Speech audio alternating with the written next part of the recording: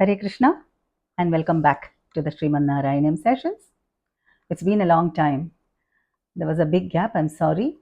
I was busy with a lot of engagements. That's the reason. Anyway, let's continue now. We'll do chapter 40 today, Dasakam 40, which speaks about the salvation of the demoness Pootana. Okay. Before that, let's glance through the previous sessions. We saw the appearance of Lord Sri Krishna in the prison house of Kamsa. Lord Krishna appeared from the mind of Devaki Devi in his four-handed form, and he asked Vasudeva to take him to Gokulam, where Yashoda Maya had given birth to a baby girl, and he asked Vasudeva to exchange him with the baby girl born to Yashoda and Nanda Baba. And then the Lord assumes the form of a newborn child. Now Vasudeva takes the baby to Gokulam as advised, and it was midnight and it was raining heavily. Anantashesha, the thousand-hooded snake, comes and acts as an umbrella. It was raining heavily, acts as an umbrella to protect Vasudeva and the little baby. Vasudeva reaches Gokulam. Everybody was fast asleep. He enters Yashoda Maya's room, and there he saw this little baby girl lying beside her. So he places Lord Krishna, baby Krishna, near Yashoda and takes this baby girl and returns to Mathura. Okay. Now the next morning, Kamsa comes to know about the birth of a child to Devaki, and he comes running to the prison house. But he was surprised to see that it was a girl baby. The prediction was that Devaki's 8th son would kill Kamsa. Okay, now this was a baby girl. However, he didn't want to take a chance. So he grabs the baby by its legs and was about to smash her head onto a block of stone when the baby slipped from his hands and flies into the sky. Now this baby girl was none other than Yoga Maya, the internal potency of the Lord. Now there above, there up in the sky, she assumes her original form, her divine form with 8 arms. And she tells Kamsa, "Oh wicked Kamsa, there's no use of killing me. Your destroyer is already born. He is there elsewhere. He is living elsewhere." Now hearing this, Kamsa gets very upset and he calls all his haughty demons and orders them to kill all the newborn babies in the land.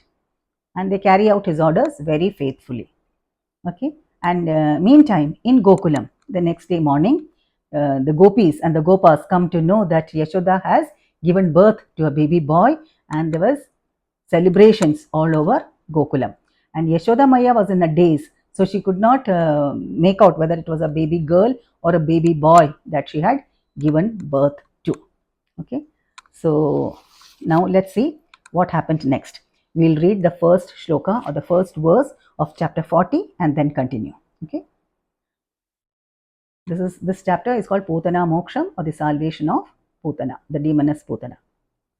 Tadanu nandamamanda shubhaspadam nripapurim karadana krute gatam samavalokya jagada bhavatpita vidita kamsa sahaya janodyama. Now one day, Nanda Maharaja visits Kamsa's city to pay taxes. Okay, there he meets Vasudeva, who congratulated him on the birth of a baby boy. And Vasudeva, who was aware of Kamsa's activities, told Nanda Maharaja all about it. And he said that there were bad omens everywhere and it was better that he returned to Gokulam very soon. Now Nanda Maharaja, feeling very anxious about the safety of his son, returns to Gokulam. In the meantime, a beautiful looking woman with honeybees hovering over the sweet smelling flowers on the locks of her hair entered the village, entered Gokulam. Okay? And now all the gopas and gopis wondered who this beautiful looking woman was.